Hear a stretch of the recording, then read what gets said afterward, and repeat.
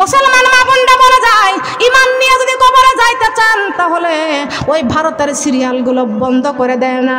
আর মুসলমানের ইমান নষ্ট করার জন্য ভারত থেকে মুসলমানের ঘরে এই জি বাংলা স্টার জলসা পাখির সিরিয়াল পাঠাইছে। আপনাদের ঘরে আছে? উল্লাপাড়াতে আছে কি না আমি জানি তো। এই সিরাজগঞ্জ উল্লাপাড়াতে মাওলানা রেজাউল করিম কাসরের বাড়ি, কি তাই নাকি? মাওলানা রেজাউল করিম কাসরের বাড়িতে এই সিরাজগঞ্জ উল্লাপাড়া, উনি তো পাশেই না? এই কয়রাতে মাওলানা রেজাউল করিম কাসরি দুনিয়া থেকে বিদায় নিয়ে চলে গেছেন। উনিও আমার ওয়াজ অনেক পছন্দ করতেন। ওনার সাথে আমার মাহফিলের দাওয়াতও হয়েছিল, কিন্তু উনি তো বিদায় নিয়ে আগেই চলে গেছে। খেয়াল করতে হবে আমাদের ষোলকোবা থানার মধ্যে, একটু লক্ষ্য করতে হবে। মুসলমানের ইমান নষ্ট করার কারণে, মুসলমানের ইমান নষ্ট করার জন্য ভারত থেকে সিরিয়াল পাঠাইছে মুসলমানের ঘরে। কথা বলেন নাউজুবিল্লাহ। কি পাঠাইছে না? পাঠাইছে না? খেয়াল করতে হবে। যদি আগুনে লাগে ধ্বংস হয়, যদি আগুনে লাগে ধ্বংস হয় সব পৃথিবীর বইয়ের দোকান, বিশ্ব থেকে হারাবে না আমারই পবিত্র কুরআন, বিশ্ব থেকে হারাবে না আমারই পবিত্র কুরআন। কুরআন হারাইবে কেমন করে আগুনের তেজ, বিশ্ব জুড়ে লক্ষ লক্ষ আছে কুরআনের হাফেজ। সুবহানাল্লাহ বলেন। বিশ্বজুড়ে কোরআনের হাফেজ আছে না? মাদ্রাসায় হাফেজ আছে না? আল্লাহর জমিনে কত হাফেজ বেড়াইতেছে কিনা? কথা বলেন। ওদের কলেজার মধ্যে কোরআন কোন জায়গায়? কথা বলেন কোন জায়গায়? কলেজার মধ্যে কোরআন। বলেন সুবহানাল্লাহ। আমার মা বোনেরা, এই ভারতের সিরিয়ালগুলো মুসলমানদের ঘরে আসার কারণে আর মুসলমান কি গায়? এই জীবন তোমাকে দিলাম বন্ধু, তুমি শুধু, ওই দেখেন গান গাইতে জানে, গানও গাইতে জানে, দেখেছেন? গান গাইতে জানে। এই জীবন কে দিয়েছে? এই জীবন কে দিয়েছে? কিসের জন্য দিছে? ইবাদতের জন্য দিছে। কথা বলেন সুবহানাল্লাহ। জীবন দেওয়ার মালিক কে? এই দেহটা দুনিয়াতে আমাদের পাঠাইছেন কে? রুহু দিয়েছেন কে? জীবনের মালিক, খাবার দেবার মালিক, রিজিকের মালিক কে? হায়াতের মালিক। একটু খেয়াল করে শুনতে হবে। আল্লাহ পাক রব্বুল আলামিন আমাদের জীবন দান করেছেন, কত সুন্দর দেহ দান করেছেন। যেই দেহের মধ্যে রুহ নাই ওই দেহের কোনো দাম আছে নাকি? বলেন, কারেন্টটা লাগাই দেন। যেই দেহের রুহ নাই ওই দেহের কোনো দাম আছে নাকি? বলেন। রুহ ছাড়া যেমন দেহের কোনো দাম নাই, আমার মা বোনেরা কোরআন ছাড়া জীবনের কোনো দাম নাই। আছে নাকি? বলেন। লা ইলাহা কালিমা, লা ইলাহা কালিমা, লা ইলাহা। এই দুনিয়ায় আসিয়ার মা বোন আল্লাহর কোরআন গেছ ভুলিয়া। লা ইলাহা কালিমা, লা ইলাহা কালিমা, লা ইলাহা। এই দুনিয়ায় আসিয়ার মা বোন নামাজি রোজা দিছ ছাড়িয়া। লা ইলাহা কালিমা, লা ইলাহা লা ইলাহা ইল্লাল্লাহু মুহাম্মাদুর রাসূলুল্লাহ। সবাই বলি সাল্লাল্লাহু আলাইহি ওয়াসাল্লাম। ও মাগো, শান্তি যদি পাইতে চান, কবরের শান্তি যদি পাইতে চান, জি বাংলা স্টার জলসা ছেড়ে দিয়া আল্লাহর কোরআন বুকে করতে হবে। বলেন সুবহানাল্লাহ। আল্লাহর কোরআন বুকে করতে রাজি আছি? রাজি আছি নাকি? কবরে যাইতে হবে খালি হাতে। কি হাতে? খালি হাতে যাইতে হবে কবরে। কথা বলেন সুবহানাল্লাহ। কি কিছু নিয়ে যেতে পারবো? বাড়ি গাড়ি কবরে যাবে নাকি? কিছু যাবে কবরে? মা বোনরা খেয়াল করতে হবে। আল্লাহর নবী মুহাম্মদ রাসূলুল্লাহ সাল্লাল্লাহু আলাইহি ওয়াসাল্লাম আমার মা বোনেরা, এই যে হাসরের মাঠে দুর্দশা দেখে জাহান্নাম এমন জোরে চিৎকার মারবে, এমন জোরে ডাক মারবে, জাহান্নামের ডাকের চোটে হাসরের ময়দান থরথর করে কাঁপতে থাকবে। হাসরের ময়দান থরথর করে কাঁপতে থাকবে। মোনাজাত দিয়ে দিলাম, আমি দিয়ে দেবো মোনাজাত, খেয়াল করেন, তাহলে কথা বলা যাবে না, বসতে হবে। জাহান্নামের ডাকের চোটে হাসরের ময়দান থরথর করে কাঁপতে থাকবে, জাহান্নাম এত জোরে চিৎকার মারবে, নবী রাসূলরা সব বেহুশ হয়ে যাবে। সব কি হয়ে যাবে? বেহুশ হয়ে যাবে। কি হয়ে যাবে? বেহুশ হয়ে যাবে। মা বোনেরা, অনেক মানুষ আছে গো মা, বলবো কি কথা বলবো? সন্দেহ নাই তো কোনো?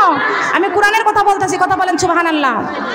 আমার শাফায়াতের কান্ডারি রাসূলুল্লাহ ইয়া মুহাম্মদ মুস্তাফা নবী সাল্লাল্লাহু আলাইহি ইয়া মুহাম্মদ মুস্তাফা নবী। আমার শাফায়াতের কান্ডারি রাসূলুল্লাহ ইয়া মুহাম্মদ মুস্তাফা নবী সাল্লাল্লাহু আলাইহি ইয়া মুহাম্মদ মুস্তাফা নবী।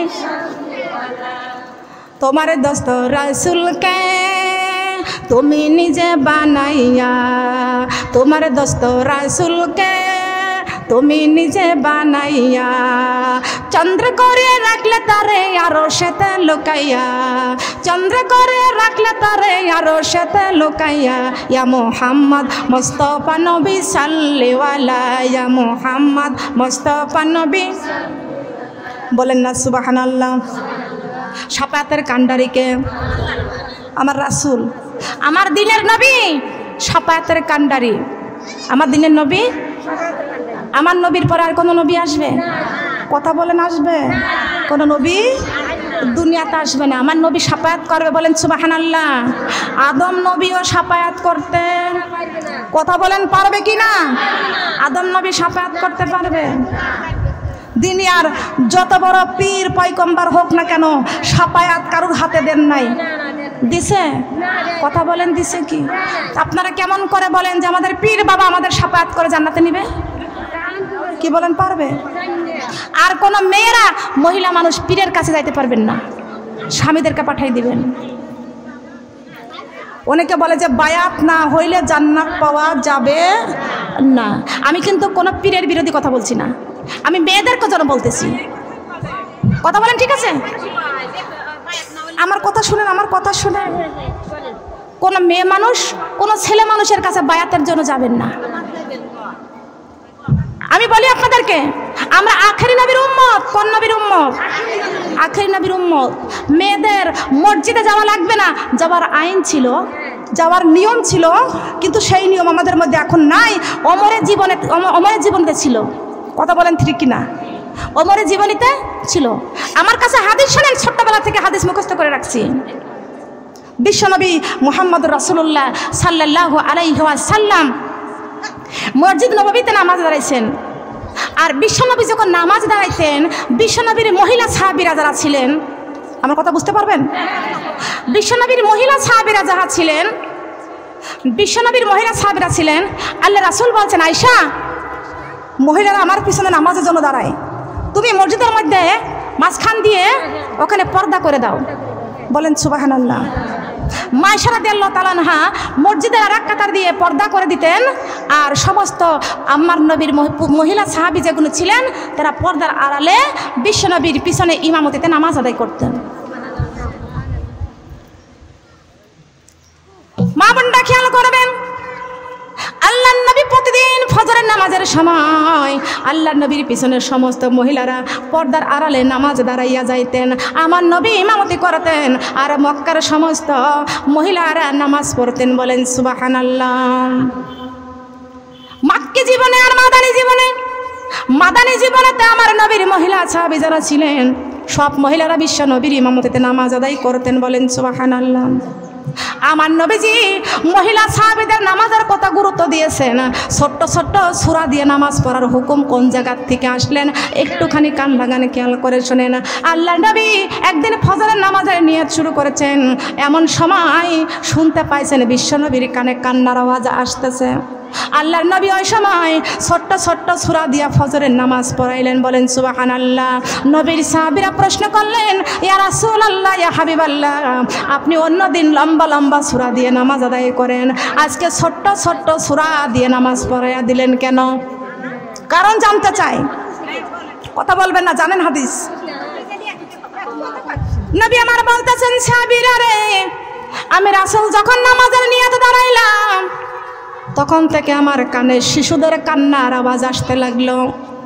আমি বুঝতে পারলাম মহিলা সাহাবীরা আমার পিছনে নামাজ দাঁড়াইছেন, এই জন্য তার সন্তানগুলো কান্নাকাটি করতেছে। আমি এই জন্য ছোট্ট ছোট্ট সূরা দিয়ে নামাজ আদায় করেছি। এ মুসলমান মা বোনরা, নামাজ পড়ে না বেনামাজি কুত্তার চাইতে নিকৃষ্ট। কথা বলেন ঠিক না বেঠিক? আল্লাহর নবী ছোট্ট ছোট্ট সূরা দিয়ে নামাজ আদায় করাইয়া দিয়েছেন, শিক্ষা দিয়েছেন তোমাদের কোলের বাচ্চা ছোট, বড় বড় লম্বা লম্বা সূরা দিয়ে নামাজ পড়তে গেলে তোমার সন্তানের কষ্ট হবে। এই জন্য আল্লাহর গোলামিও ছাড়তে পারবা না, সন্তানের ভালোবাসাও ছাড়তে পারবা না। সন্তানকেও ভালোবাসো, আল্লাহরও গোলামি করো। তাইনাকাল কাউসার ফাসাল্লি লিরাব্বিকা ওয়ানহার ইন্না শানিয়াকা হুয়াল আবতার। বলেন না আল্লাহু আকবার।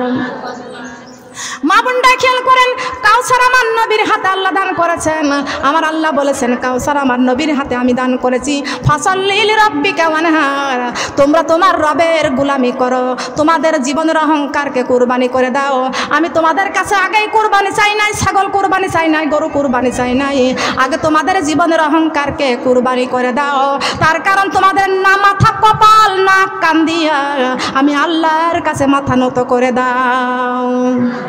আল্লাহর কাছে মাথা নত করে দাও, তাহলে আমার বিশ্বনবীর শাফায়াত পাইবা। কথা বলেন সুবহানাল্লাহ। কার শাফায়াত পাইবা? বিশ্বনবীর শাফায়াত। আল্লাহর গোলামি যদি করতে পারো, আমার আল্লাহ নবী বলেছেন, যদি আল্লাহর গোলামি করতে পারো আমি নবীর শাফায়াত পাইবা। কথা বলেন ঠিক না বেঠিক? আমি সারা বাংলাদেশের মধ্যে আমি চলতেছি, অনেক ভণ্ডদের আমি দেখি, ওরা বলে কি আমাদের নামাজ পড়া লাগবে না, পীরের কাছে মুরিদ হলে নামাজ রোজা। কথা বলেন, মিথ্যা বলেছি? পীরের কাছে মুরিদ হলে নামাজ রোজা লাগে না। আচ্ছা, এটা কি ঠিক? এটা কি ঠিক? আল্লাহ বলেছেন, ফাদখুলি ফি ইবাদি ওয়াদখুলি জান্নাতি। আমি আল্লাহর কাছ থেকে ইবাদত যদি নিতে চাও, ইবাদত দাও। কি দেয়া লাগবে? আল্লাহ আমাদের কাছে কি চাইছে? ইবাদত চাইছে। আমরা আল্লাহকে ইবাদত দিব, ইবাদতের বিনিময় আল্লাহর কাছ থেকে জান্নাত করাই করবে। বলেন সুবহানাল্লাহ। কি দরকার আছে কিনা? জান্নাত কার হাতে? জান্নাত কার হাতে? আল্লাহর কাছে। তা আল্লাহর কাছ থেকে জান্নাত নিতে হলে আমাদের দরকার কি? ইবাদত। কথা বলেন, কি বলেন? ইবাদত। আমরা কি জান্নাত দেখেছি কোনোদিন? তারপরেও আমরা কি করি? আল্লাহর গোলামি করি। কেন? আমরা আল্লাহর কাছ থেকে জান্নাত করাই করবো। বলেন সুবহানাল্লাহ। কি করাই করব? জান্নাত কামাই করব। আমরা জান্নাত কোনোদিন দেখি নাই, আমরা কোরআন পড়েছি। বলেন সুবহানাল্লাহ। কি পড়েছি? কি পড়েছি? মুত্তাকিইনা আলা ফুরুশিম বাতাইনুহা মিন ইস্তাবরাক ওয়া জানাল জান্নাতাইনি দান। আল্লাহু আকবার। এটা কার কথা? মুত্তাকিনরা জান্নাতের রশ্মি দেওয়ালের সাথে হেলান দিয়ে বসে থাকবে, আর জান্নাতি হুর এসে এসে ওদেরকে খাওয়াইয়া দিবে। বলেন সুবহানাল্লাহ। ফাবিআই আলাই রাব্বিকুমা তুকাযযিবান। আল্লাহু আকবার। কার কথা? কথা বলেন, কার কথা? আমি রবের কোন কোন নিয়ামতকে অস্বীকার করবা? আমি রবের কোন কোন নিয়ামতকে অস্বীকার করবা? পারবো? কথা বলেন, পারবো? তার নিয়ামতের শুকরিয়া কেমনে আদায় করি, তাই বারে বারে ওই কদমে লুটিয়ে পড়ি। তাই বারে বারে তার নিয়ামতের শুকরিয়া কেমনে আদায় করি, তাই বারে বারে ওই কদমে। বলেন, তাই বারে বারে ওই কদমে। যাই যেদিকে এই দুটি চোখে দেখি মহিমা, তার নিয়ামতের এই জগতে হয় না তুলনা। বলেন না সুবহানাল্লাহ। যাই যেদিকে এই দুটি চোখে দেখি মহিমা, তার নিয়ামতের এই জগতে হয় না তুলনা। তাই ওই আল্লাহর নাম ওই মধুর নামে জবানে পড়ি, তাই বারে বারে ওই কদমে লুটিয়ে পড়ি। তাই বারে বারে জবান খুলে বলেন, বলেন তাই বারে বারে ওই কদমে, বলেন তাই বারে বারে। খাদ্যহীনের দাও গো খাবারে দুঃখী জনের সুখ, রাত্র শেষে আধার কেটে দেখাওয়ালোর মুখ। সুবহানাল্লাহ বলেন। খাদ্যহীনের দাও গো খাবারে দুঃখী জনের সুখ, রাত্র শেষে আধার কেটে দেখাওয়ালোর মুখ। ওই আল্লাহর নাম ওই মধুর নামে জবানে পড়ি, তাই বারে বারে ওই কদমে লুটিয়ে পড়ি। তাই বারে বারে বলেন, তাই বারে বারে সুবহানাল্লাহ বলেন। তারপর আমরা বিশ্বাস করেছি, বলেন সুবহানাল্লাহ। এটা হচ্ছে আমাদের ইমান। এটা আমাদের কি ইমান। আল্লাহকে কোনোদিন দেখি নাই, সেজদা করেছি, এটা হলো আমাদের ইমান। কথা বলেন সুবহানাল্লাহ। আল্লাহকে কোনোদিন দেখি নাই, তারপরও পড়েছি লা ইলাহা ইল্লাল্লাহ। আল্লাহকে দেখেছি? আল্লাহ ছাড়া কোনো মাবুদ নাই। আমরা দেখেছি? জান্নাত দেখেছি? জাহান্নাম দেখেছি? বিশ্বাস করতে হবে কি? বলেন, আমাদের বিশ্বাস করতে হবে। একবার যদি দেখি তামাগো জান্নাতের ওই মেলা, দুনিয়াদারি কাজ কর্ম ছেড়ে কোরআনই পড়িতাম সারা বেলা। ও মুমিন চলো যাই যাই রে জান্নাতের পথ ধরে, ও মুমিন চলো যাই যাই রে জান্নাতের। বলেন, ও মুমিন চলো যাই যাই রে জান্নাতের। একবার যদি দেখি তামাগো জান্নাতের ওই মেলা, দুনিয়াদারি কাজ কর্ম ছেড়ে কোরআনই পড়িতাম সারা বেলা। ও মুমিন চলো যাই যাই রে জান্নাতের পথ ধরে, ও মুমিন চলো যাই যাই রে জান্নাতের। যুগে যুগে নবী রাসূল বলে গেছেন, কোরআনে খুলে পড়ো সবই আছে। আমার মহানবী যা কিছু বলে গেছেন, হাদিস খুলে পড়ো সবই আছে। কর বিশ্বাস থাকিতে নিঃশ্বাস এই দুনিয়ার বুকে, পড় কোরআন পাইবা সম্মান অন্ধকার কবরে। ও মুমিন চলো যাই যাই রে জান্নাতের পথ ধরে, ও মুমিন চলো যাই যাই রে জান্নাতের। একবার যদি দেখি তামাগো জান্নাতের ওই মেলা, দুনিয়াদারি কাজ কর্ম ছেড়ে নামাজি পড়িতাম সারা বেলা। ও মুমিন চলো যাই যাই রে জান্নাতের পথ ধরে, ও মুমিন চলো যাই যাই রে জান্নাতের। যুগে যুগে নবী রাসূল বলে গেছেন, কোরআনে খুলে পড়ো সবই আছে। আমার মহানবী যা কিছু বলে গেছেন, হাদিস খুলে পড়ো সবই আছে।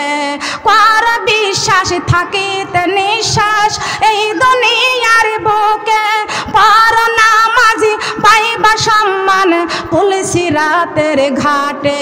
ও মুমিন চলো যাই যাই রে জান্নাতের পথ ধরে, ও মুমিন চলো যাই যাই রে জান্নাতের পথ ধরে।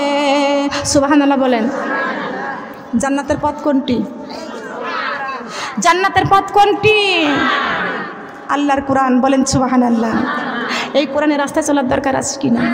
শাফায়াতের কান্ডারি হাসরের মাঠে সবাই মিলে দৌড় দিবে আমাদের আদি পিতা আদম আলাইহিস সালামের কাছে। বলেন সুবহানাল্লাহ। আদি পিতা আদম আলাইহিস সালামের কাছে যখন দৌড় দিবে শাফায়াতের জন্য, হে আমাদের আদি পিতা, আমরা আপনার সন্তান, এই যে হাসরের মাঠে জাহান্নাম লাফাইয়া লাফাইয়া আসতেছে, আমরা মুসিবতের মধ্যে পড়ে গেছি, আল্লাহর কাছে একটু আমাদের জন্য সুপারিশ করেন। বলেন সুবহানাল্লাহ। আমাদের আমাদের আদি পিতা আদম আলাইহিস সালাম আমাদেরকে বলবে না না আমি গন্ধম ফল খাওয়ার কারণে আল্লাহর কাছে বড় লজ্জিত আছি, আল্লাহর কাছে বড় লজ্জিত আছি, আল্লাহর কাছে আমি তোমাদের জন্য সুপারিশ করতে পারবো না। আদম নবী পারবে না, মুসা নবী পারবে না, ঈসা নবী পারবে না, দাউদ নবী পারবে না, ইব্রাহিম নবী পারবে না। সব নবী বলবে তোমরা চলে যাও মুহাম্মদ রাসূলুল্লাহ সাল্লাল্লাহু আলাইহি ওয়াসাল্লামের কাছে চলে যাও। সবাই বলেন সুবহানাল্লাহ। আমরা সবাই মিলে দেখতে পারবো আমার আখেরি নবী মুহাম্মদ রাসূলুল্লাহ সাল্লাল্লাহু আলাইহি ওয়াসাল্লাম মাকামে মাহমুদের নিচে সিজদায় পড়ে কাঁদতেছেন। বলেন সুবহানাল্লাহ। সিজদায় পড়ে কান্দে নবী, উম্মত বলে যারে যার মাফি করিয়া দাও গো আল্লাহ, উম্মতি আমার গুনাহগার। ও সোনার মা বোনেরা, আমি আপনাদের কাছে একটা অনুরোধ রাখবো, একটু কান লাগান, খেয়াল করে শুনেন। নবী আমার সিজদায় পড়ে চোখের পানি ছেড়ে ছেড়ে কাঁদতেছেন। আল্লাহ বলতেছেন, ও জিবরাইল আমার বন্ধু সিজদায় পড়ে উম্মতি উম্মতি বলে কাঁদতেছেন, আমার উম্মতের উপায় কি, আমার উম্মতের উপায় কি? এ জিবরাইল আমার বন্ধুর চোখের পানি আমি সইতে পারি না, আমার বন্ধুর চোখের পানি যদি জমিনের মধ্যে পড়ে যায় তামাম জমিন ঠান্ডা হয়ে যাবে, আর জমিন যদি ঠান্ডা হয়ে যায় জমিন থেকে ঘাস লতা পাতা কিছু গজাইবে না। ও জিবরাইল আমার বন্ধুরে উঠতে বলো, সিজদার থেকে মাথা উঠাইতে বলো। জিবরাইল বলতেছেন, ইয়া রাসূলুল্লাহ ইয়া হাবিবাল্লাহ আপনি আর কানবেন না, সিজদার থেকে মাথা ওঠান। আমার আল্লাহ ডাক দেয়া বলতেছেন, ও জিবরাইল এই মস্কোটার মধ্যে এক ফোঁটা পানি আছে রে জিবরাইল, এই এক ফোঁটা পানির মস্কোটা নিয়ে আমার বন্ধু হাবিবুল্লাহর হাতে দিয়ে দাও। প্রথমে বলেছিলাম না, হাসিও না কান্দো বেশি ফালাও চোখের পানি, না কান দিলে পাইবা না রে আল্লাহর মেহেরবানি। এই জান্নাতের বাগানে আল্লাহর কাছে যদি কান্দা যায়, ও মা বোনরাই চোখের পানিটা আজকে আমাদের সম্পদ কোনো কাজে লাগবে না, আমাদের সন্তান কোনো কাজে লাগবে না, সন্তান সম্পত্তি কোনো কাজে লাগবে না। আজকের এই জান্নাতের বাগানে এই দোয়ার অনুষ্ঠানে যদি চোখের পানি ছেড়ে আল্লাহর কাছে হাত বাড়াইতে পারি, অনেকেরই মা আছে কবরে, অনেকেরই আব্বা জান আছে কবরে, অনেকের স্বামী আছে কবরে, অনেকেরই সন্তান আছে কবরে, শ্বশুর শাশুড়ি কবরে, আপন আত্মীয় স্বজন কত ভালোবাসার আপনজন অন্ধকার কবরে চলে গেছে, আমাদেরকেও যাইতে হবে।